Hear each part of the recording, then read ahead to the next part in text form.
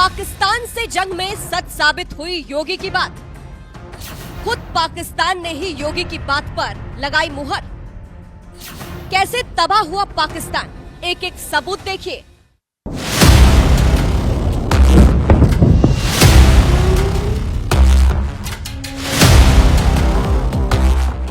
कश्मीर के पहलगाम में आतंकी वारदात को अंजाम देने वाले पाकिस्तान को इसकी भारी कीमत चुकानी पड़ी, क्योंकि 22 अप्रैल को हुए इस आतंकी हमले के कुछ ही दिनों बाद 6 से 7 मई की रात को भारतीय सेना ने पीओके के साथ साथ पाकिस्तान में भी मौजूद 9 आतंकी ठिकानों को तबाह कर दिया, जिसका सबूत है पाकिस्तान से आई नमाजे जनाजा की ये तस्वीर।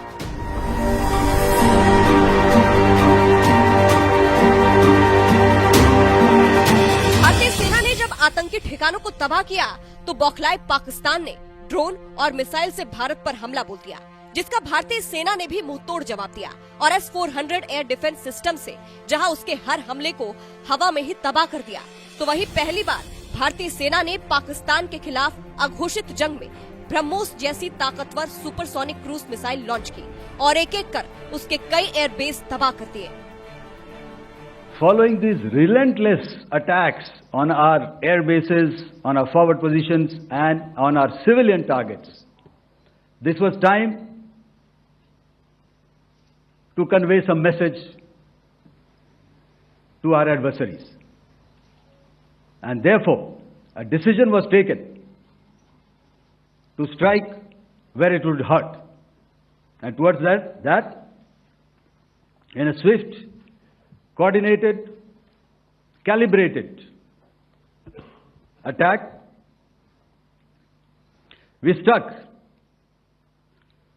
his air bases, command centers, military infrastructure, air defense systems across the entire Western Front.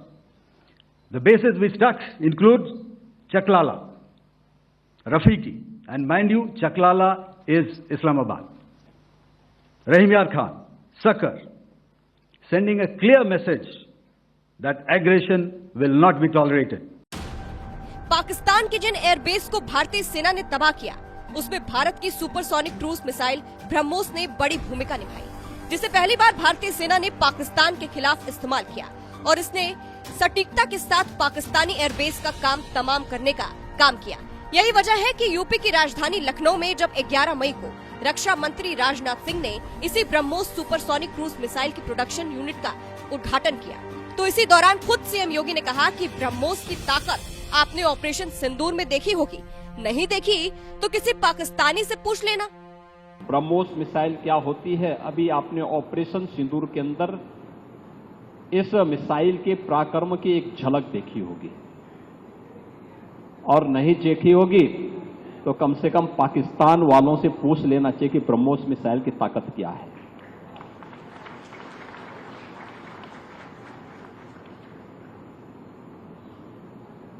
आतंकवाद के प्रति प्रधानमंत्री जी ने घोषणा की है कि कोई भी आतंकी घटना अब युद्ध जैसा होगा। अभी आपने देखा होगा 2 दिन पहले आतंकियों का जो सबसे बड़ा आतंकी राष्ट्र है पाकिस्तान, पाकिस्तान के एक जहाज को जिस मिसाइल ने निशाना बनाया था, उस मिसाइल का नाम है ब्रह्मोस मिसाइल। ये मिसाइल अब लखनऊ में ही बनने वाली है। नहीं, लखनऊ से फिट करेंगे तो दुश्मन और दुश्मन के आका भी कांप जाएंगे।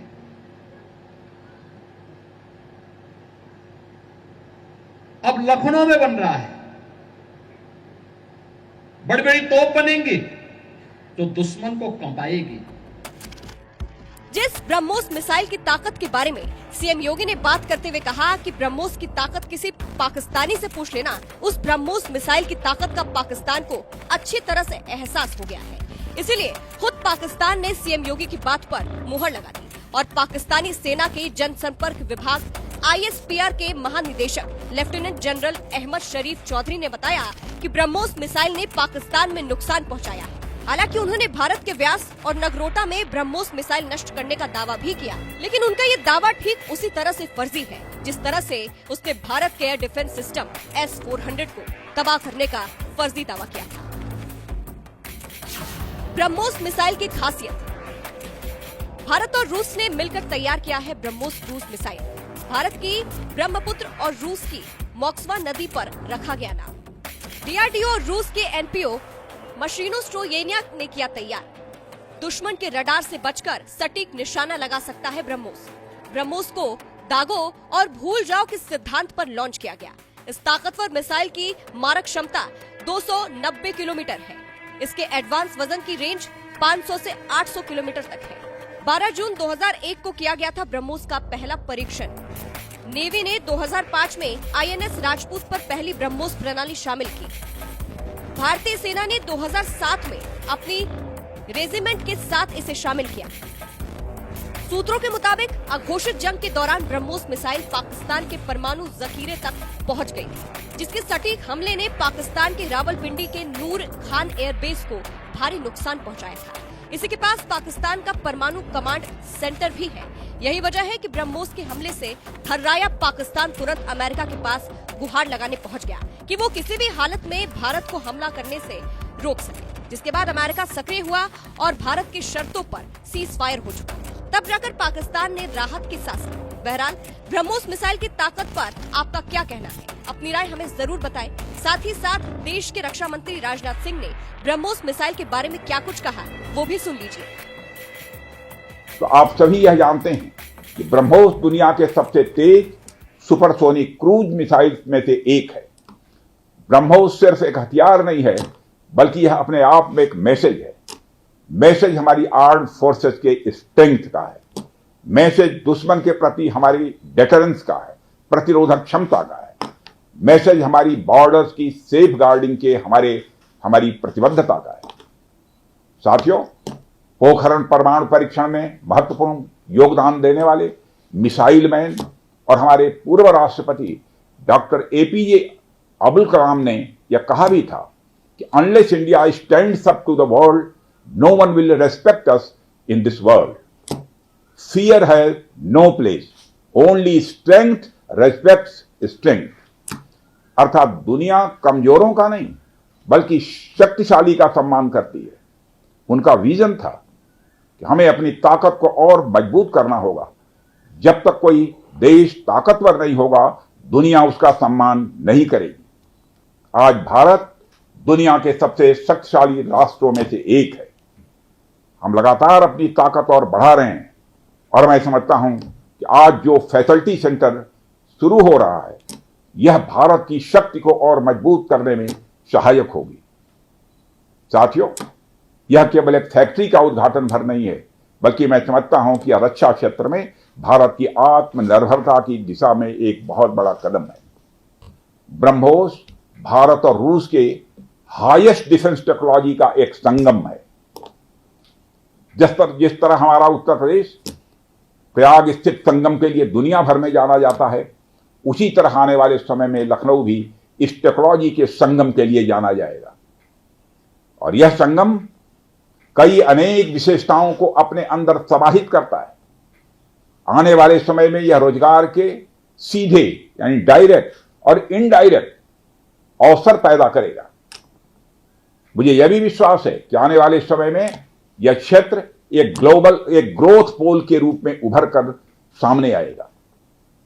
साथियों, ब्रह्मोस जैसे कॉम्प्लेक्स सिस्टम की एक खास विशेषता होती है और यह सिस्टम अनेक प्रकार के सब सिस्टम, कंपोनेंट और पार्ट से बने होते हैं, जिन्हें किसी भी एक जगह पर निर्मित करना संभव नहीं होता। यह सभी अलग अलग पार्ट्स इतने विशेष होते हैं, स्पेशलाइज्ड होते हैं, इनमें से हर एक को बनाने के लिए हाईली स्किल्ड मैन पावर और हाई टेक्नोलॉजी वाले हथियार, औजार, टूल्स की आवश्यकता होती है।